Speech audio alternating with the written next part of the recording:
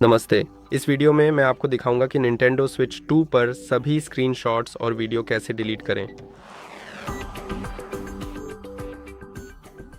इसे करने के लिए आपको बस गैलरी ऐप में जाना होगा, जो यहाँ है, ये नीला वाला।